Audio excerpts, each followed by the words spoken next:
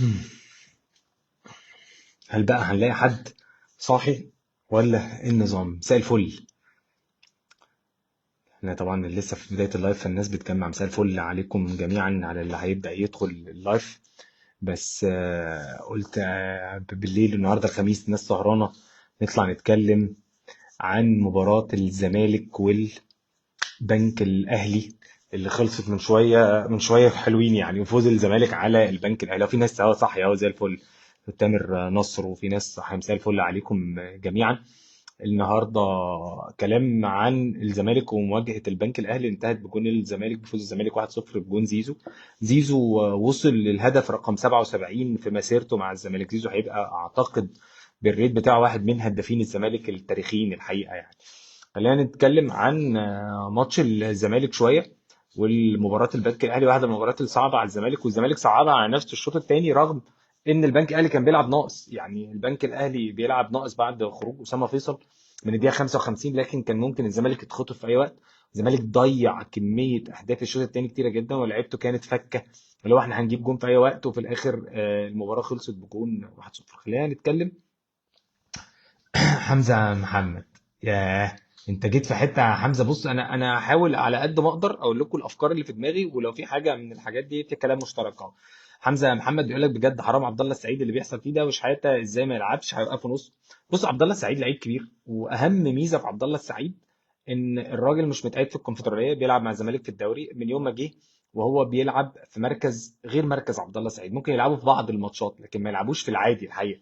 فانا بصراحه شايف ان جوزيه جوميز مش واخد كل اللي هو عايزه من عبد الله السعيد. هنا في شقين: عبد الله السعيد بيلعب في رقم 6 او رقم 8 ارتكاز مساند في 4-2-3-1، عشان عبد الله السعيد يساعد الزمالك في الطلوع بالكوره. والحقيقه كواليتي الزمالك بالطلوع بالكوره وهو بيتضغط عليه من قدام، في وجود عبد الله السعيد بيفرق جدا، لان عبد الله عنده قدره انه يطلع الكوره. خلي بالك الزمالك كل خروجه من الكوره من ناحيه فتوح، فلما عبد الله يكون موجود عبد الله بيميل على فتوح، فيبدا الاثنين يتحركوا الكوره، فالزمالك بيطلع بالبلدي. الزمالك بيطلع الكوره من عند عبد الله ومن عند فتوح مع مساندة دونجا، بيطلع كوره مش معفرطه، مش معقربه، بتروح لاحمد حمدي، بتروح لناصر ماهر، بتروح لزيزو، بتخلي الفريق قادر يتدرج بالكوره كويس، فبالتالي يبقى عنده هجمه منظمه يقدر يطورها وبعد كده يروح يعمل فينش على الجون. الزمالك مستفيد من وجود عبد الله في مركز 6 على الشق بتاع تطليع الهجمه، مستفيد. حط ده كفه قدام الكفه الثانيه اللي هي الكفه بتاعت مين؟ الكفه بتاعت ان عبد الله السعيد مستهلك بدنيا جدا جدا في الحاله الدفاعيه، ان عبد الله السعيد بياخد ادوار مش ادواره، الراجل بيرجع يدافع تحت جدا. الزمالك كمان عنده مشكله ان دونجا لما بيضغط، دونجا عنده نوع من انواع الضغط، تحسه احيانا ضغط عشوائي، الراجل بيطلع يضغط ورا الكوره. فانت متخيل ان الزمالك لما يكون بيلعب بدونجا وعبد الله، دونجا هو اللي قدامه وعبد الله اللي في ظهره، مش منطقي ان عبد الله بيرجع يغطي النهارده الكوره بتاعه طرد اسامه فيصل، كوره على اليمين، 3 4 5 كور عبد الله سعيد بيبقى جوه قلب ال 18 بيشيل هجمات للزمالك. وانا فاكر كويس جدا ماتش الجونه، الزمالك بعد ما دخل فيه الجون الثالث وهو بيحاول يرجع في النتيجه مرتده، عبد الله السعيد كان لسه نازل، الراجل شايل كوره من على خط الجون. فانت النهارده انك تطلب تنزل عبد الله السعيد لغايه تحت كده، انا بشوف زياده بالبلدي كده في ميزان. فجوزيه جوميز عليه، هو ممكن يكون معذور الايام دي على فكره، بس الزمالك لما يخلص الكونفدراليه هيبدا يشوف ان هيبقى خلاص كل اللعيبه متاحه بالنسبه له. لازم الراجل يجرب عبد الله بلاي ميكر. حتى هو في ماتش البنك الاهلي زق عبد الله في دقيقه 89 لما نزل زياد كمال جنب دونجا. فطبعا دقيقه 89 ما يلحقش عبد الله يعمل حاجه، يعني خاصه ان انت بتستنزف الراجل بدنيا طول المباراه. قول تستنزفه بدنيا دي مقبوله شويه، لانه هيريح بعد كده ماتشين الكونفدراليه، وكان مريح ماتشين الكونفدراليه، فعنده ماتشين الراجل يشتغل فيهم. لكن الراجل عليه انه يحط عبد الله السعيد بالادوار وبالحاجات اللي بينجحها له في مركز 6 قدام عبد الله السعيد لو لعب بلاي ميكر. بس هو نفسه ما شافش ده لغايه دلوقتي. هو شايف ان احمد حمدي بيديله ده، هو شايف ان سامسون احيانا لما بيحتاجه بيديله ده، وهو شايف ان الفريق ممكن في ماتش من الماتشات لو راح ل 4-3-3 هو مش محتاج ده، هو محتاج الاثنين الارتكاز المساندين اللي هم الاثنين الثمانيات مع الجناح يضمه في العمق، يبدا الزمالك يشتغل اللعب القصير والباسنج جيم اللي بيعمله. فانا بشوف دي حاجه من الحاجات اللي الراجل لازم يفكر فيها الحقيقه، هو محتاج ايه من الحاجتين دول.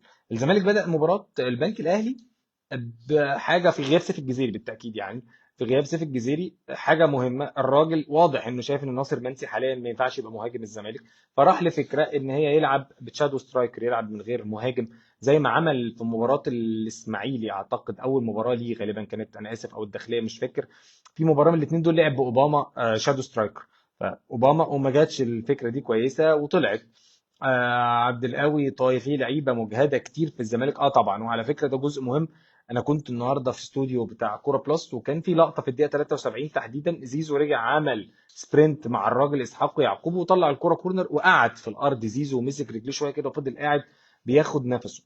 ودي حاجه من الحاجات اللي ما تبقاش فاهمها، هو ليه خلى زيزو كمل ماتش دريمز الشوط الثاني كله؟ ليه دونجا كمل ماتش دريمز الشوط الثاني؟ كان في وقت من الاوقات الزمالك لازم يبقى الراجل ذكي في قصه الروتيشن دي، الدقائق الكتير الزياده في الوقت اللي الزمالك متفوق فيه. هو ماتش النهارده كان ممكن والزمالك عنده ابر هاند في الجيم، كسبان 1-0، عنده افضليه عدديه، في وقت من الاوقات يدي لعيب زياده، ممكن يحط محمد شحاته. هو واضح النهارده في المؤتمر الصحفي جوزيه جوميز قال ان الوقت اللي بيبقى عندي فرصه الاعب ناصر ماهر، عبد الله السعيد، احمد حمدي، بتبقى صعب وجود محمد شحاته في الملعب. يعني يا جماعه بالبلدي هو شايف ان لو الثلاثه دول متاحين هم بالنسبه له اولويه على محمد شحاته. ده ممكن يكون عشان طريقه اللعب والسيطره على الكوره والاستحواذ وتدوير الكوره، انا تمام، ده كونسبت الراجل. لكن في مباريات الزمالك محتاج فيها اثنين ديفندرز، ولما تروح لاثنين ديفندرز عندك اثنين، دونجا خلاص اسم محفوظ، عندك اثنين بقى، ومحمد شحاته وزياد كمال. وبمناسبه زياد كمال، مش معنى ان زياد كمال انفرد النهارده ده انفراد وما كانش موفق في الدقيقتين ثلاثه اللي لعبهم ان بس هو زياد انا حاسه بدنيا مش قادر. الزمالك عليه من النهارده لحد فاينل، خلي بالك احنا النهارده كده مش عارف احنا كام في الشهر كده، 3 مايو غالبا كده 3. الزمالك الفاينل بتاعه الاول الحد الجاي، لا اللي وراه. الزمالك الحد الجاي عنده مباراه سموحه، يعني خميس حد خميس بنك اهلي، حد سموحه، ثم الحد اللي وراه على طول هيلعب ماتش نهضة بركان. الزمالك النهارده من شويه كل الصحفيين والمواقع بدأت تكتب ان خلاص مصطفى الزناري اتصاب، مصطفى شلبي اتصاب، واصابتهم هيكونوا بره موقعة نهضة بركان الاولى على الاقل. ده اللي انا بتهيالي فهمته يعني. فالاثنين دول مش هيكونوا موجودين مع الزمالك في المباراه الاولى، والشيكابالا بالمناسبه غالبا مش هيبقوا موجودين، موجود برضو الماتشين، فغالبا شيكابالا هيقعد 6 اسابيع، ده اللي انا فهمته. فالاثنين دول هيأثروا مع الزمالك. هيأثروا في الزمالك ايه؟ لان هم تبديلتين مهمين جدا، واحد فيهم بيلعب اساسي، مصطفى شلبي الجناح الشمالي الاساسي للزمالك في غياب ناصر ماهر، فده مش موجود. فالزمالك هنا عنده اكسرسايز مهم جدا عند الدكتور محمد اسامه انه يحضر ابراهيم انداي، ان ابراهيم انداي ده ممكن يكون متواجد، سيد عبد الله ممكن يكون متواجد. دي اللعيبه اللي هو ممكن يستغلها كجناح شمال تلعب في المباراه دي لو هو بيستخدمه. وانا بشوف ان ابراهيم انداي وسيد عبد الله هم افضل حلول. اولا سيد لعيب سريع وكويس حتى لو بيمشي على سطر ويسيب سطر، بس لعب في الاجواء دي قبل كده. الناحيه الثانيه ابراهيم انداي لعيب افريقي عنده ورك ريت كويس، لما الزمالك بيتزنق بيصنفوا باك ليفت، فلو لعب باك ليفت قدام فتوح، لعب جناح اسف قدام فتوح، نسبيا ممكن تكون منطقيه يعني. ان انا بشوف ان الزمالك لازم يلعب الماتش، او هيلعب مثلا في ماتش نهضه بركان ده 4-3-3، فعند بادونجا هل بقى هيستخدم شحاته، هيحط احمد حمدي قدامهم؟ لا مش هيستخدم حمدي. التوليفه هتتعمل ازاي؟ هل هيستخدم سامسون في وقت من الاوقات؟ اعتقد ده برضو الراجل هيبدا يفكر فيه هو والفريق بتاعه كله، كابتن احمد مجدي محللين الاداء بعد ماتش يوم الاحد بتاع سموحه، يبدا يشوف اللعيبه المتاحه ويبدا يشوف طريقه لعب نهضه بركان ويبدا يشتغل عليهم. لكن نرجع تاني لقصه الزمالك والبنك الاهلي، فكره اللعب بشادو سترايكر فكره مش ناجحه للزمالك. هو الراجل عايز يعمل زحمه في القلب، عايز يحط احمد حمدي، ناصر ماهر بيخش في العمق، فتوح هو اللي بيفتح عرض الملعب، او لو ناصر فتح عرض الملعب فتوح هو اللي بيخش في العمق، عمر جابر بيفتح، زيزو بيخش، يبقى عنده الزحمه دي، وتبدا اللعيبه بتاعت الزمالك تستلم الكوره في ظهر الديفنس. فكره ان انت يبقى عندك لعيب بيتحرك في ظهر الديفنس، لعيب سريع، لعيب رانر زي ما بيتقال، هو رقم واحد في القصه دي في الزمالك هو سيف الجزيري. سيف الجزيري اديله كور طوليه في ظهر الديفنس او باصات بالطولز في ظهر الديفنس، ماتش الاهلي، ماتش الدريمز، ماتشات كتيره جدا سيف مميز جدا في دي. فبغياب سيف الجزيري الزمالك ما عندوش اللعيب الرانر ده، عنده مهاجم صندوق اللي هو ناصر منسي، واضح ان هو مش في حسابات الراجل، وعنده مهاجم مش رانر، مهاجم بيكمل الهجمه وبيكمل اللعب اللي هو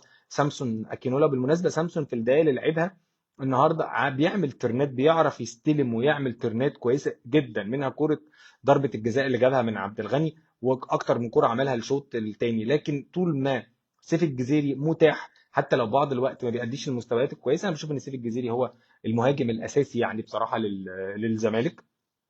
الحاجات التانية يا جماعه اللي بنتكلم فيها هي فكره الشادو سترايكر. ناصر ماهر مش شادو سترايكر، يمكن حظ الراجل ان مصطفى شلبي اتصاب، فاضطر يلاعب ناصر ماهر جناح شمال وينزل سامسون، فالجيم فتح نسبيا، لان الزمالك ممكن يسيطر على الكوره ويبقى عنده مشاكل. خد بالك الشوط الاول الزمالك في كورتين اتضرب نص ملعبه لما دونجا طلع بيضغط من قدام، واستلم فيها محمد هلال، واستلم فيها سعيد السنبوري اعتقد، والاثنين شاطوا الكوره فوق العارضه. الشوط الثاني الزمالك كان ممكن يتخطف في اي وقت، رغم ان كابتن طارق مصطفى تغييراته كمان ممتازه الحقيقه.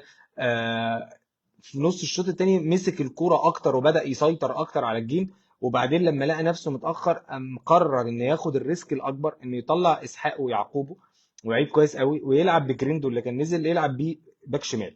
الجبهه اللي فيها جريندو دي هي الجبهه الشمال للبنك، اليمين للزمالك، الجبهه اللي الزمالك قدر يعمل منها خطوره كبيره جدا. كره الجون الثاني اللي الزمالك سجل منه واتلغى، كورتين لعمر جابر، كوره كمان لزيزو، اكتر من هجمه خطيره جدا للزمالك من الجبهه اليمين. الجبهه اليمين قدام الجبهه الشمال، عمر جابر. حد كان كاتب من شويه، انا اسف ان ما خدتش بالي، حد كاتب حاجه عن عمر جابر في العرضيات تحديدا. بص عمر جابر يعني اعتقد ان هو واحد من افضل لعيبه الزمالك دلوقتي على مستوى الاستمراريه في الباك رايت وفي الباك ليفت. ممتاز في التغطيه، ممتاز في الانطلاق بالكوره، في المساعده، في الواحد على واحد. الحقيقه عمر جابر عامل ماتشات كويسه جدا. عمر بس محتاج يركز جدا في الفينش، يعني زي ما عمر اتطور الفترات الاخيره، وده واحد من افضل مواسم عمر جابر الحقيقه. كليدر جوه الملعب بدنيا ماتشاته كويسه جدا. التغطيه العكسيه اتحسنت، وفي ماتشات كتير على فكره ما تجيش زي ماتش الجونه. لو تفتكروا الجول الثاني للجونه في الزمالك، الكره اتلعبت كروس في ظهر عمر جابر اتسجلت. ما تجيش تطلب من اللعيب يبقى هو موجود كده ومعاه الراجل بتاعه داخل معاه لجوه وفي ظهره في واحد لان الجناح ما رجعش، وتيجي تقول له والله انت عندك مشكله. هيبقى عنده مشكله لانه احيانا مش شايف اللي في ظهره، فلازم ساعتها يكون الهجمه هو شايف الراجل المان اللي معاه ومسلمه للمساك اللي جنبه، او مسلمه لواحد من نص الملعب ويروح ياخد ناحيه اليمين عشان يشوف الراجل اللي في ظهره اللي هو اصلا المسؤوليه بتاعت المان اللي ده الجناح بتاعه. جبهه زيزو كانت مساحتها بقى طبعا يعني. انا بشوف الزمالك الشوط الثاني اربع خمس كور قبل الدقيقه، من مثلا من الدقيقه 60 من ساعه تغيير اسحاق يعقوب لغايه الاخر، اربع خمس كور من الجبهه دي. حتى الكره اللي زيزو لعبها بعد الغاء الهدف اللي ورا اللي احمد حمدي يحطها، كل لعب الزمالك كان من على ناحيه اليمين، بيطلع من عند عبد الله ومن عند فتوح، ويبدا الزمالك يدور اللعب، تروح الكوره عند الجبهه الاخطر للزمالك في وجود عمر وفي وجود زيزو بالتاكيد، خاصه ان كان فيها مساحات كبيره. ليه دونجا؟ وحاجه تانية على موضوع دونجا، حد كاتب، هو الراجل نفسه جامز النهارده اتكلم في المؤتمر قال لك انا بشوف ان صعب ان شحاته يكون موجود في الملعب، يلعب في وجود ناصر، عبد الله، واحمد حمدي، الثلاثه بيسيطروا له على الكوره اكتر، وهو خلاص شايف ان عبد الله يلعب في المركز ده. وفي اول اللايف اتكلمنا على ان عبد الله ماذا له وماذا عليه في المركز ده تحديدا. الزمالك النهارده حسام عبد المجيد الراجل اداله وقت عشان يريح، عشان الزناري يلعب اتصاب. خلي بالك الزمالك عنده القوام بتاع الفريق لما بيغيب عنه اثنين ثلاثه لعيبه، القايمه بتاعت افريقيا احيانا بتتضرر. حط بقى في حساباتك الزمالك هو رايح النهارده، انا ما اعرفش الحاله الفنيه، الحاله البدنيه والطبيه لمحمود علاء ايه الحقيقه، لكن انا بشوف ان الزمالك محمود علاء لو انت النهارده بتدور على بديل، الزمالك عنده اثنين سنتر باكس رايح يلعب بيهم ماتش سموحه ويلعب بيهم فاينل الكونفدراليه رايح جاي، اللي هم حسام وحمزه المسلوسي. لازم محمود علاء يكون متجهز، لان اعتقد ان الزمالك عمره ما هياخد الريسك. يا سلام عليك يا حسين الملك، لسه كنت بتكلم في الحته دي. مش بس محمود علاء، مش بس عشان لو احتاج المسلوسي في الباك رايت، فباك هو المسلوسي ممكن يبقى باك رايت، عمر يبقى باك ليفت، لكن محتاج الزمالك يحضر مساك ثالث يبقى عنده خبره ولعيب كويس مهما كان هو بعيد. لكن اكيد محمود علاء لو الزمالك يحتاج مساك ثالث، اكيد محمود علاء احسن من ياسر حمد، اكيد محمود علاء عنده خبرات اكتر من ياسر حمد بكتير. فاعتقد ان هو عليه ده، لان الزناري خلاص بره القصه. الزمالك محتاج يجهز مين الجناح الشمال اللي هيكون موجود مكان مصطفى شلبي. عنده في ماتش الدوري الزمالك ما عندوش ازمه، عنده عبد الله، عنده ناصر ماهر. لكن في ماتش الكونفدراليه الزمالك عنده ازمه مش عارف مين اللي هيلعب في الحته دي. ففي سيد عبد الله وفي ابراهيم نضاي ممكن يلعبوا في المكان ده، فلازم جوزيه جوميز يبدا يشتغل على الجزء ده. وزي ما بقول لكم الزمالك بدنيا مضغوط، القايمه فيها مشاكل، في لعيبه بتلعب دوري ولاعيبه بتلعب كونفدراليه، ولكن في الاخر اعتقد ان الزمالك كاعداد بدني وجوزيه جوميز لازم ينظم شويه الوقت ده. في اتنين لعيبه اللي هم محمد عاطف ومهاب ياسر. مهاب ياسر ما اخدش مع الزمالك اللي تشوفه تقول والله مهاب هيلعب لا تقدر تعتمد. محمد عاطف النهارده غالبا اعتقد اول مره ينزل بيتهيألي يعني، والراجل برضه ما لحقش يعمل حاجه، نازل في وقت صعب جدا. لكن في اتنين لعيبه تركيز مهم جدا معاهم: محمد شحاته، زياد كمال. زياد كمال انا بشوف ان محتاج يتقرص عليه شويه بدني، اعتقد وجهة نظري زياد محتاج يخلي باله، لان الزمالك هيحتاجه في الماتشات الجايه، لان ده لعيب نص ملعب مهم. دونجا، معلش انا باللي بيجي في دماغي بقوله لكم. دونجا واخد انذار في الكونفدراليه، يعني الزمالك لما يلعب ماتش نهضه بركان في نهضه بركان ده، دونجا واخد انذار، يعني لو اخد انذار في ماتش المغرب يتوقف ماتش العوده. فبالتالي الزمالك ما عندوش رفاهيه ان شحات وزياد كمال يكونوا في احسن حالاتهم، ويكونوا الاثنين فت ومركزين. النهارده زياد كمال نزل اخد كوره انفراد من سامسون، حطها له حلو قوي في هجمه مرتده، وراح حاول يعملها تشيب قصيره وبعدين وقع، وبعدين رجع تاني اترقص، وبعدين رجع تالت عمل فاول اللي هو الاخير للبنك الاهلي على حدود ال 18. النقطه دي لفت نظري ليها صاحبنا وصديقنا العزيز داوود، محمد داوود كان معايا في استوديو كوره بلس، وبعديها كتب او قال مش فاكر ان الزمالك لما يروح يلعب مع نهضه بركان بكميه الفاولات اللي فرقه الزمالك بتعملها على حدود ال 18 دي، مع فريق متمرس جدا في الكره العرضيه، اعتقد كان سجل في ابو سليم جون التعادل باين، ولا كسب ابو سليم في الماتش الاولى من كورنر. لا الزمالك محتاج يخلي باله قوي، يعني الفاولات اللي زي دي لازم تكون فاولات عزيزه. فبالتالي اللي يفتكر الشوط اول من ماتش دريمز، كام فاول عمله محمد شحاته في نص الملعب، نص الملعب. راجل بيترقص ما بيبقاش عنده ترنات لسه واليونا ان يلف مع الراجل، فيقوم جاي متشعبط فيه، حتى الحكم تغاضى عن انذار كده، محمد شحاته مسك في هدوم الراجل واتشعبط فيه ونزل بيه، والراجل كان في اول الجيم فعداه. فلا ده زياد كمال، انا اسف، فلازم زياد كمال يخلي باله جدا جدا جدا من الجزء ده، محتاج يبقى اجريسيف اكتر، يشتغل بدني اكتر عشان ترناته والليونه عنده تبقى كويسه، لان الزمالك عنده ثلاث ماتشات مهمين: ماتش دوري، وانا والله ما فاكر، ما بقيت الواحد بقى بيتلخبط مش عارف ماتش الدوري ده متاجل من الدور الاول ولا لا، بس لو متاجل من الدور الاول فهو ماتش من الماتشات اللي لازم الزمالك على الورق يكسبها عشان يكمل، لو في الاخر اتحاد الكوره اخذ فكره مين الفرق اللي هتصعد لدوري ابطال افريقيا والكونفدراليه بالمكاسب، يعني اعتقد ده ماتش من الدور الثاني، تصدقوا بقى من الدور الثاني. الزمالك غالبا لاعب سموحه في الدور الاول، اللي هو الماتش اللي سامسون اكينولا سجل فيه، اللي هو كان اول جون في الدوري غالبا، صح، اول جون في الدوري الزمالك كسب سموحه. لو حد يفتكر فكرونا من يا جماعه، لو حد، غالبا الزمالك اول ماتش في الدوري باين شيكابالا جاب جون وسامسون اكينولا، اعتقد كان اول ماتش، زي ما كان الاهلي والاسماعيلي ده كان اول ماتش في الدوري، وده بنك الاهلي ده برضو ماتش الزمالك لعبه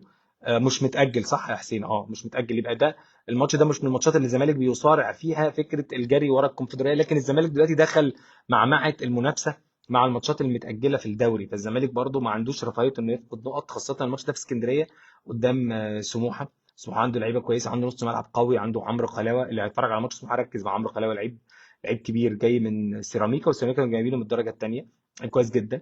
فاعتقد ان زياد كمال ومحمد شحاته لازم كل يوم دور كبير.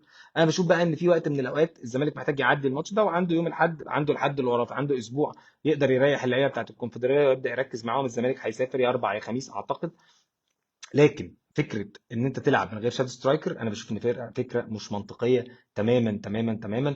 دفاع الزمالك نص ملعبه ما ينفعش يلعب مباراه نهضه بركان بنص لعيب ملعب وحيد اللي هو دونجا، لازم يكون محمد شحاته في محمد شحاته، انا وجهه نظري محمد شحاته اكتر من ليه. محمد شحاته قوي، ممكن يكون اجريسيف زياده عن اللزوم، ممكن بيكون مندفع احيانا، بيطلع يضغط مع الكوره، وخلي بالك احيانا المدرب ما بيحبش اللعيب يطلع يضغط ضغط عشوائي يجري ورا الكوره، لانه بيبقى طالب منه يتحرك في مساحات معينه، وطالب منه ان ما تبيعش نفسك، لانك لو بعت نفسك وانا المفروض ادافع هنا فطلعت كده الكوره هتلاقي في ظهرك، ممكن تلاقي في ظهرك، ممكن لعيب ينزل يستلم يطلب الكوره في ظهرك، فممكن تكون دي الحاجات اللي هو بيشوفها. وفي نفس الوقت الاستحواذ على الكوره في ماتشات الكونفدراليه بتاعت الزمالك هي مسؤوليه كبيره جدا للفريق ككل بقى. الزمالك الثلاث لعيبه الحريفه بتوعه في نص الملعب بيساعدوه جدا، واللي بيساعد الزمالك جدا جدا جدا احمد فتوح. الحقيقه فتوح بيرجع فورمه ما شاء الله ممتازه، واحد من اهم اللعيبه اللي في فرقه الزمالك بالتاكيد. يمكن ناس كتير الفتره الاخيره كان فتوح رجع ماتش زي بتاع دريمز كان المفروض ينزل محمود. والله بص انا كنت لسه بتكلم في القصه دي، واتكلمت على كده النهارده في كوره بلس، ان مش محمود علاء سبيسيفيك، انا كنت بتكلم من شويه عن محمود علاء ان الزمالك لازم يجهزه عشان خلاص الزناري اتصاب، ممكن يكون الراجل كان حاطط ترتيب المساكين: حمزه، حسام، ثم الزناري مثلا، ثم محمود علاء. انا ما اعرفش محمود علاء فت وحالته ايه، لكن لو محمود علاء سليم لازم يكون الراجل فاهم ويتكلم معاه ان احنا ممكن نحتاجك كمدير فني، يحتاجك في اي وقت. لكن ان محمود علاء يكون متواجد في فرقه الزمالك، والزمالك داخلها في فاينل الكونفدراليه قدام فريق زي نهضه بركان، ومحمود علاء بعيد، لا اكيد اكيد اكيد ياسر حمد مش افضل من محمود علاء. اولا هو ما لعبش، ثانيا احنا معظمنا شاف ياسر حمد وهو في المصري. اعتقد ان محمود علاء بما لديه من خبرات، محمود علاء احسن كمستوى فني وخبراته وكل حاجه من ياسر حمد، في الزمالك لازم يجهزه. الجزء الاهم ان الزمالك النهارده هل هيعمل روتيشن في ماتش الدوري الجاي؟ اعتقد لا. اعتقد لا يعني هيقرص، تخيلي هيقرص على عبد الله السعيد، هيقرص على ناصر ماهر.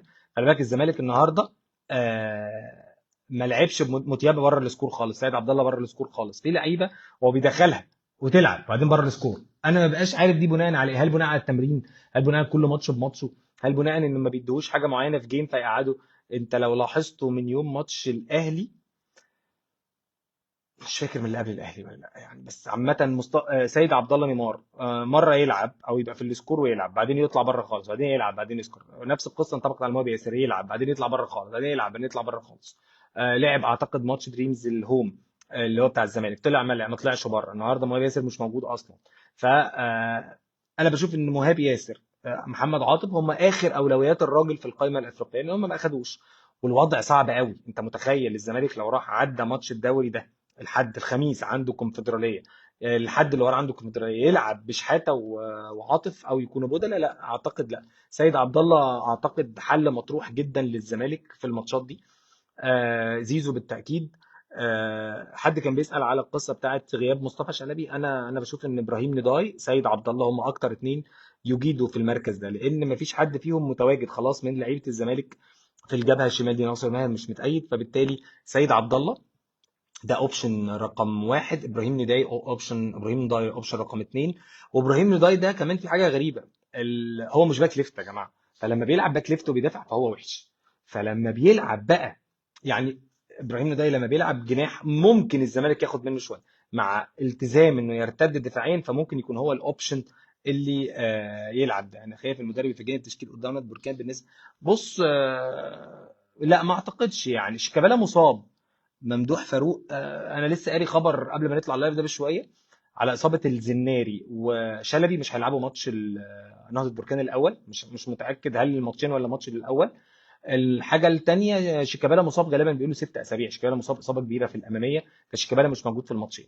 ما اعتقدش ابدا ان الراجل يجي يلعب ماتش نهضه بركان بلعيبه ما بتلعبش كتير يعني، ما اعتقدش. لكن انت لما بتتكلم على ان الزمالك لكم رقم بالنسبه للزمالك الموسم ده مهم، لكن هو رقم طبعا سيء جدا. ده ثالث ماتش على التوالي، اول مره الزمالك السنه دي في الدوري يكسب 3 ماتشات ورا بعض. كسب الاتحاد والاهلي والبنك الاهلي. طبعا ده رقم بالنسبه لفريق كبير زي الزمالك رقم قليل جدا، لكن اسوريو ما كانش بيقدر يخلي الزمالك، انا اسف، يكمل الماتشات كلها ورا بعض.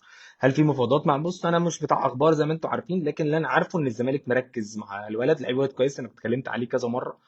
لما بدات اشتغل على فرقه نهضه، فرقه دريمز، اتكلمت عليه في ملعب اون مع كابتن شوبير كذا مره. لعيب كويس، 18 سنه، زي متيابع يعني، وهيتأيد تحت السن، وهتلاقي الزمالك ممكن يخلص الراجل ده ب 300 400 الف دولار.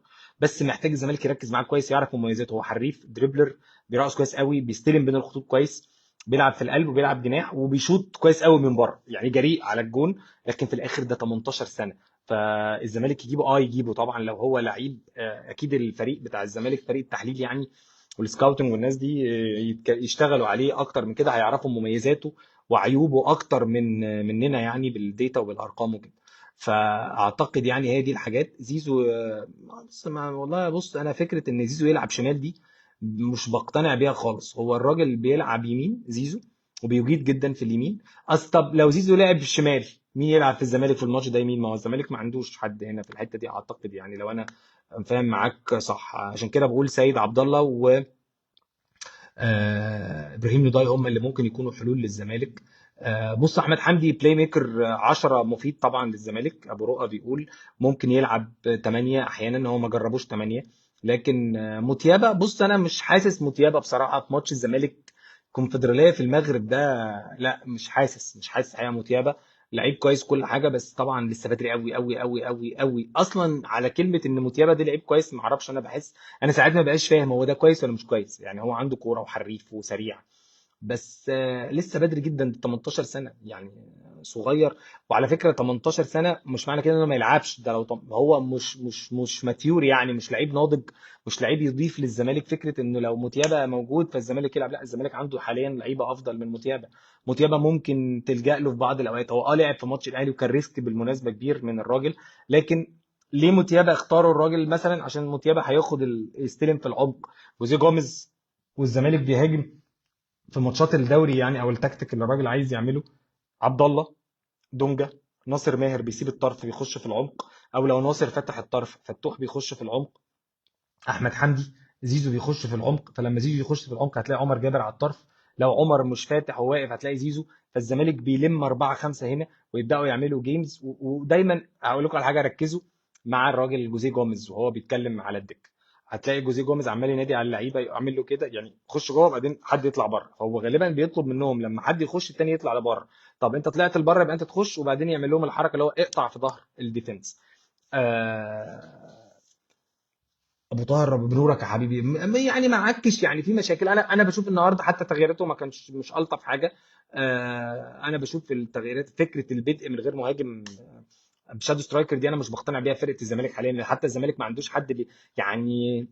يا اخي اوباما تقدر تقول ها، رغم ان انا مش اقول لك ليه بقى مش بقتنع. لان لعيبه الزمالك ما فيش حد فيهم طبعه بيخلي فرقه الزمالك اصلا تقطع في العمق، يعني تقطع تكمل لجوه يعني. اي مهاجم في الدنيا لما بيطلع يتحرك لبره، او انا بلعب من غير شادو سترايكر، اي فريق بيلعب من غير شادو سترايكر بيتحرك لبره. فسامسون طلع مثلا، ناصر ماهر استلم وراح بالكره ناحيه اليمين، في كوره في اول الشوط الاول كده قبل ما ينزل سامسون اكينولا اتلعبت بالعرض، زي ما عندوش غير لعيب جوه ال 18.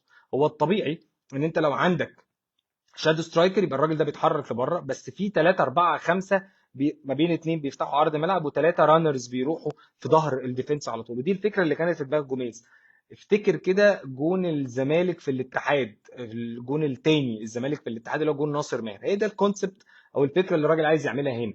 ان لما اعمل الزحمه دي واعمل باسنج جيم وبتاع، هعمل حاجه من الحاجتين: يا هجمع اللعب ناحيه الشمال فحد يقوم قالب الكوره ناحيه اليمين عند عمر جابر مثلا زي جون الداخليه، او عند زيزو، او تجمعها وتلعبها. عبد الله النهارده لعب واحد على فتوح ناحيه الشمال، او ان انت بتعمل كل ده وفي الاخر في العمق لعيبه الزمالك تتحرك في ظهر الديفنس. قد يكون، بص، قد يكون ان ده يمشي قدام البنك الاهلي، لان البنك الاهلي مش من الفرق اللي بتتكتل 4-5-1 ولا 4-4-2 في 13 14 في 20 يارده ولا 25 يارده. بيحاولوا يطلعوا يضغطوا من قدام شويه، ودايما اللعيبه الهجوميه بتوعهم اسامه فيصل، سواء كريم بامبو، يو النور، اللعيبه دي هلال ما بيرتدوش قوي. تمام، ما بيرتدوش قوي، فدايما الفريق مش متكتل. يعني الزمالك لو بيعمل التجربه دي مع فريق بيلعب تحت جدا جدا، وبالمناسبه نجحت قدام الاتحاد اللي بيتكتل، لكن الاتحاد يوم كان مغير طريقه اللعب، مفضي نص ملعبه وبيلعب دفاع متقدم سنه بخمسه في القلب، فكانوا بيتم اختراقهم. واضعف خطوط الاتحاد السكندري عامه في الدوري هو خط دفاعه. فنجحت، بس هل تنجح مع الزمالك كل مره؟ عشان كده بشوف الزمالك كمان عنده جناح اللي هو مصطفى شلبي. خلاص احنا اتفقنا مصطفى شلبي مصاب في ماتش نهضة بركان ده اللي اتقال من شويه. بس مصطفى شلبي مش لعيب قلب، مش لعيب. مصطفى شلبي ده عايز تقف رجليه على الجير بتاع الخط. هو لعيب طرف، هيقف على الطرف هيعرف يتحرك وهيعرف، ممكن يقطم شويه يستلم في القلب، لكن ما يبقاش طول الوقت. مش ناصر ماهر، مش عبد الله السعيد، مش احمد حمدي. عشان كده بشوف ان عدم وجود مصطفى شلبي في الزمالك في مباراه الدوري الجايه، ثم المباريات الدوري الجايه، قلنا محلوله ناصر ماهر موجود بالنسبه للزمالك. فجوميز هتلاقيه بيفكر في مين؟ ماتش الكونفدراليه طبعا هيفكر فيما بقى. خلي بالك الزمالك عنده الماتش ده وبعدين عنده فاينل الكونفدراليه. الاهلي عنده يوم السبت الجونه، ثم اعتقد الاتحاد يوم الثلاث وده ماتش متاجل، وبعدين عنده ماتش كمان، وبعدين يبدا يفكر في الترجي. فالماتشات دي اوتوماتيك هتلاقي المدربين عايز يعدي كل ماتش بماتش، عايز يعدي كل ماتش بماتشه، وبعدين يشوف هيعمل روتيشن هنا مين، هيريح مين، يلعب مين، وهكذا لحد الفاينل بتوع بطوله افريقيا سواء كونفدراليه او دوري ابطال افريقيا. فده الطبيعي اللي بيحصل في الفرقتين. فاتخيل يعني ان جوزيه جوميز عنده مصطفى شلبي مش لاعب نادي الزمالك زي بن شرقي مثلا بيعمل جميع الحلول، اشرف المنسي. الفرق كبير قوي يا اشرف بصراحه، يعني الفرق كبير جدا. اي حد هتساله فرق الكواليتي، مصطفى شلبي لعيب كويس، لعيب مجتهد، بيحاول احيانا، بيبقى بعيد جدا جدا احيانا، لكن فرق الكواليتي اشرف بن شرقي بالنسبه لنا في المنطقه العربيه وبالنسبه للدوري المصري هو لعيب كلاس ايه، واحد من اهم الاجنحه اللي دخلت الدوري المصري. فبالتاكيد هو اقوى بكتير. يعني التشكيل الامثل، بص ما اعرفش طبعا مين اللي هيكون متاحين من لعيبه الزمالك، لكن لو الزمالك اللعيبه كلها تمام بره الاصابات يعني ربنا يحفظ الجميع. عواد، عمر جابر، حسام عبد المجيد، حمزه المسلوسي، حسام عبد المجيد، فتوح. انا بقول دونجا شحاته، دونجا وشحاته.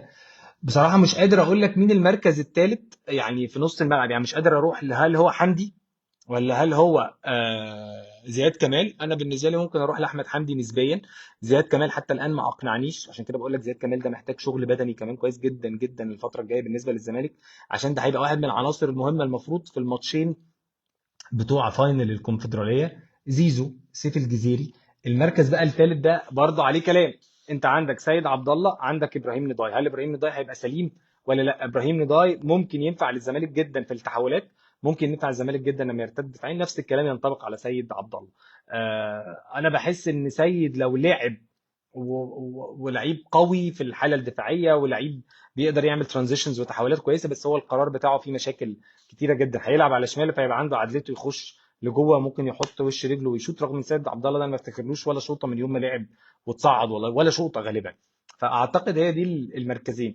انا بشوف ان الزمالك مش هيبدا بسامسون ماتش زي ده ابدا، زي ماتش دريمز. هيبدا باحمد حمدي او زياد كمال، هيلعب بثلاثه في نص الملعب. سيف الجزيري بالتاكيد هو المهاجم الاساسي للزمالك في الماتش ده.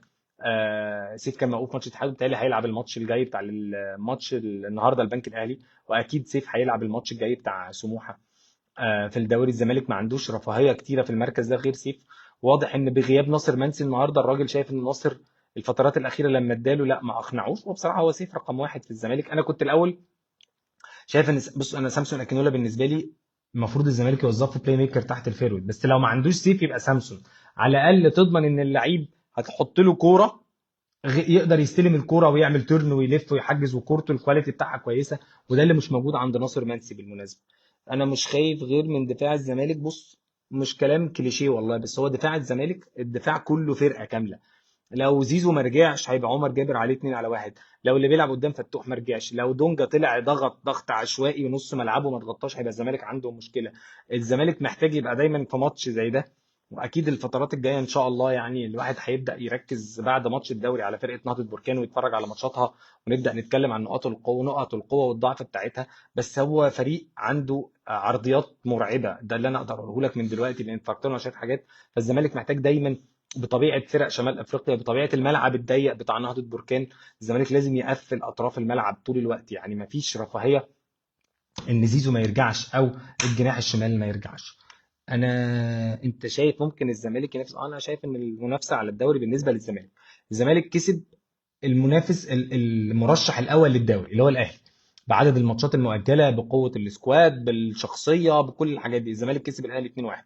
البيراميدز ماشي كويس جدا. بيراميدز امبارح خطف ماتش امبي مع عدد فرص مرعب على الجون، ولكن في الاخر فاز على امبي 1-0. فيعني بيراميدز ماشي كويس جدا.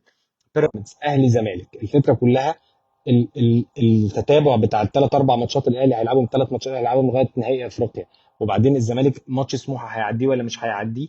اعتقد ان الزمالك بالمكاسب عنده خمس او ست ماتشات متاجله غالبا. بس خلي بالك بقى، ما بعد نهائي افريقيا الفرقتين الدوري هيرجع يتلعب فيه ماتشين باين، وبعدين يتوقف كابتن حسام حسن والتوقف الدولي بتاع المنتخب، وغالبا كابتن حسام طالب اربع خمس ايام زياده، وغالبا هيتوافق له عليه. فبالتالي الدوري هيتوقف 10 11 12 يوم، ويرجع الدوري بعد ماتشين بوركينا، ماتش يوم 7 في مصر ويوم 10 في غينيا، ان شاء الله نعدي منهم على خير. يرجع بقى الزمالك والاهلي والليله دي كلها. الدوري ده هتلاقيه تك تك تك تك تك ورا بعض صاروخ، علما ان الدوري هيرجع يا اخوانا، واليورو هتبدا 14 6.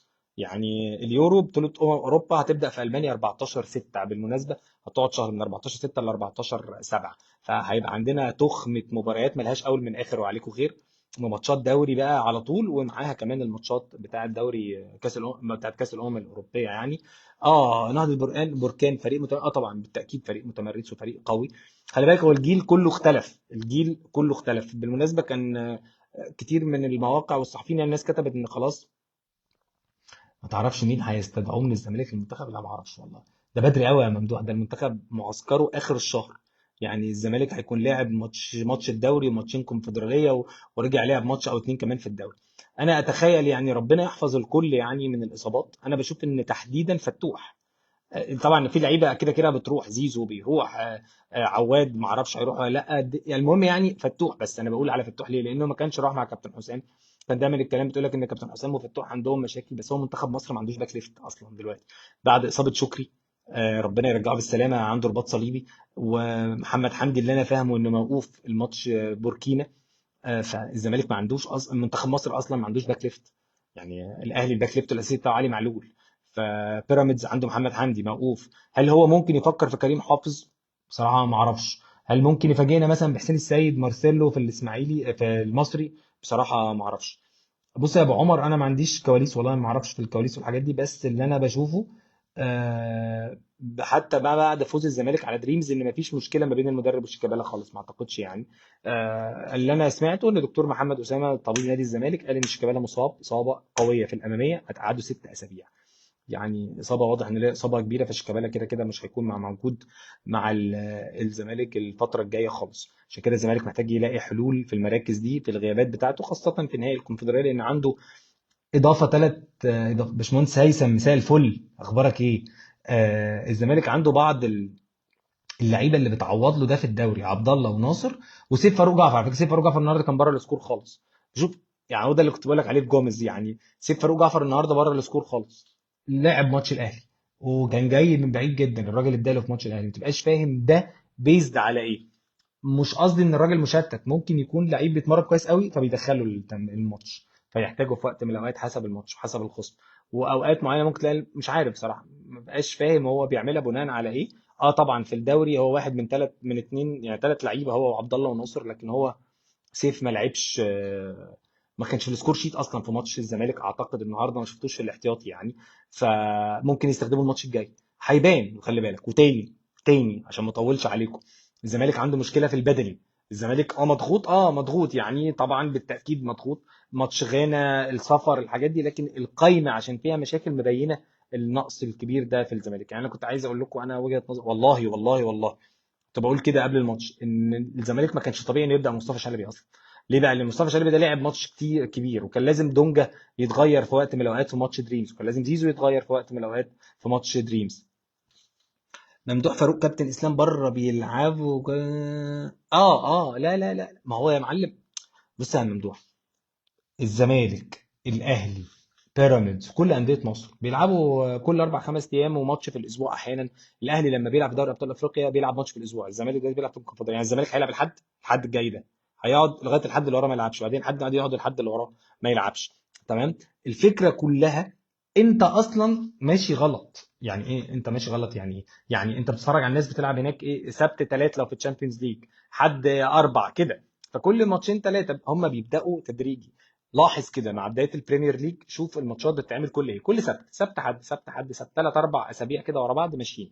وبعدين يبداوا يلعبوا تصفيات الكواليفيكيشنز بتاعت الشامبيونز ليج، الناس اللي بتخش التصفيات، بعدين يلعبوا مش عارف ايه في الكاس، بعدين سبت حد، بعدين الشامبيونز ليج سبت ثالث، بعدين يجي البيك في الشامبيونز ليج في البريمير ليج مثلا في شهر ديسمبر ويناير اللي هو الكريسماس، البوكسنج داي تلاقيهم بيلعبوا كل 3 4 ايام. على شهر 1 2 بتلاقي معدلات الفرق كلها طالعه صاروخ. هم خلاص ما عندهم، هم فاهمين كويس قوي ان ماتشات الدوري تبدا في 8 بتخلص في 5. انت يا معلم تعرف ماتش الدوري في مصر يبدا امتى يخلص امتى؟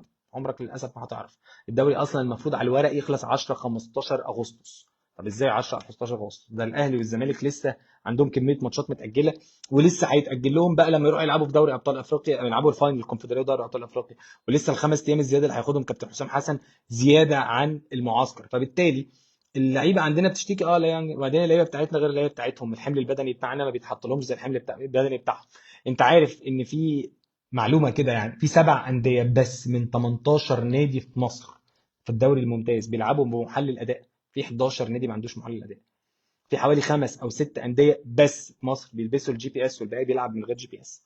الجي بي اس اللي هو بيقول لك، الجي بي اس ده فيه اوبشن كده اللي يعني بيتكعبل فيا في الراديو، في البرنامج اللي انا بعمله في الراديو في اوروبا والدول المتقدمه من السنه اللي فاتت، او الفيديوهات بتاعته. الجي بي اس يا جماعه بيجي عليه وقت بينور يقول لك اللعيب ده هيتصاب، اللعيب ده محتاج في الماتش ده ياخد مثلا 30 دقيقه في التمرين ما يتمرنش. بيبقى عندهم حسبه كده ان اللعيب ده المفروض يجري ويتعب قد ايه خلال الاسبوع، فبيقعد يقول لك اتمرنت النهارده كذا، والجي بي اس بياخد القرايه اتمرنت ماتش كذا، اتمرنت يوم كذا، فيجي يقول لك والله انت المفروض اسلام ده في الماتش ده ما ياخدش اكتر من 60 دقيقه. فبناء عليه يا المدرب بيخليه تغييره يا بيخليه يلعبه ويطلعه.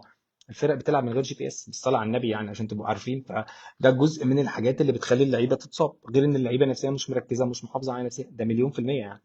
انا شايف ان ابراهيم داي ممكن مكان شلبي هيبقى افضل بكتير. انا رايي من رايك ابراهيم داي، سيد عبد الله بالنسبه للزمالك، دول اكتر لعيبه ممكن تحل محل مصطفى شلبي، علما ان كان ممكن اصلا مصطفى شلبي ما يبداش ماتش الذهاب مع الزمالك في نهضه البركان، ويكون مدي لعيب عنده قدره بدنيه اكتر او قدره دفاعيه اكتر. عشان كده بقول لكم على سيد عبد الله ونداي لو بقى سليم. اهم نقطه ثلاثي نص ملعب الزمالك ما بعد ماتش يوم الاحد مع سموحه عليه كويس جدا انه يركز ويعرف مين اللي هيلعب جنب دونجا. هيلعب باثنين قدام ناصر بركان، هيلعب قدام ثلاثه، هل زياد كمال وشحاته مع دونجا، هل دونجا شحاته احمد حمدي يلعب قدامهم يبقى 4 3 3 او 4 2 3 1 يعني. هل هو ده اللي هيعمله مع تعليمات مهمه جدا لزيزو، تعليمات مهمه جدا للجناح الشمال ان هو يرتد دفاعيا، وهتدافع منين، هتطلع تضغط من قدام ولا تضغط من النص؟ كل دي حاجات مهمه جدا بالنسبه للزمالك. بس كده طولت عليكم ورغينا كتير. يا رب يوم لطيف عليكم بكره ان شاء الله، جمعه جميله. ما هو ازاي اصلا ما فيش تكنيكال دايركتور؟ ما فيش يا معلم، ما فيش حاجه يعني، لا ما فيش للاسف. بقول لك عندنا 7 انديه من 18 عندهم محلل اداء، الباقي ما عندوش اصلا محلل اداء، مش مقتنعين يعني بفكره المحلل الاداء اصلا. فكل حاجه بتتعمل من الجهاز الفني واللعيبه، فبالتالي ما عندوش جي بي اس، بالتالي يعني ما عندهمش حاجات كتيرة جدا. فبالتأكيد الحاجات دي كلها مأثرة تأثير كبير جدا على الناس اللي ما عندهاش الحاجات اللي بالعلم. فالدنيا ماشية مع عدم انتظام المسابقة مع لخبطة في الماتشات. بالتالي إبراهيم يونس أنا آسف، هو ممكن الزمالك هيلعب في دوري الأبطال؟ أعتقد صعب، أعتقد يعني. ليه بقى صعب؟ لأن الأهلي ماتشات المؤجلة ليها حسبة كده أنا مش فاكرها يعني. يعني ماتش الأهلي والاتحاد يوم الثلاث، ده ماتش متأجل للاتحاد وللأهلي من الدور الأول. فالاتحاد أصلا محتاج يكسب الماتش ده يمكن يتشعبط في المركز الرابع. الأهلي عايز يكسب عشان ما يخسرش نقط لو الدور الأول أخده بحسبة الدور الأول. بيراميدز شارخ، بيراميدز غالبا عنده ماتش وحيد متأجل من الدور الأول غالبا، وغالبا مش متأكد قدام الأهلي باين. فالمهم يعني بيراميدز مجمع نقط، غالبا بيراميدز ضمن يلعب في دوري أبطال أفريقيا إلى حد كبير. فهتبقى في هنا خناقه اهلي زمالك مصري اتحاد، كل فريق من دول هتلاقي عنده ماتش متاجل زاد. فاعتقد الزمالك محتاج يكسب كل ماتشاته والاهلي يتكعبل وبقيه الفرق تتكعبل، فالزمالك ساعتها ممكن هو اللي يلعب دوري ابطال. اعتقد ان الزمالك اقرب انه يلعب كونفدراليه لو اتاخد بنهايه الدور الاول. وانا الحقيقه ما اعرفش الدور الاول هينتهي امتى اصلا في الماتشات اللي متاجله كتير دي واللي لسه بتتاجل. وعليكم خير، بدليل ان الزمالك لعب ماتشين، اهو ماتش النهارده ماتش امبارح يعني، وماتش يوم الاحد، والماتشين من الدور الاول. لو الاهلي والزمالك كسبوا كل المجالات هيبقى اهلي وبيراميدز والزمالك ومصر. اعتقد اي جس هو ده المنطقي يا حمزه، هو ده الاقرب يعني. فده تخيلي. بس كده طولت عليكم. وان شاء الله دايما موضوع اللايف ده لطيف جدا والله، نطلع كل ما الظروف تسمح نطلع نتكلم في الكوره. طلعنا بعد ماتش الزمالك ودريمز، بعدين ماتش الاهلي والاسماعيلي، وطلعنا النهارده اهو. كل فتره كده نطلع نتكلم مع بعض في الكوره وندردش في كل ما متعلق بالكوره في مصر ولا بره مصر ان شاء الله. واحنا داخلين الاسبوع الجاي على كمان عوده الشامبيونز ليج، وعليكم خير السيمي فاينل. اشوفكم على خير يا رب، يا رب يبقى يوم جميل بكره عليكم وتصبحوا على الف خير.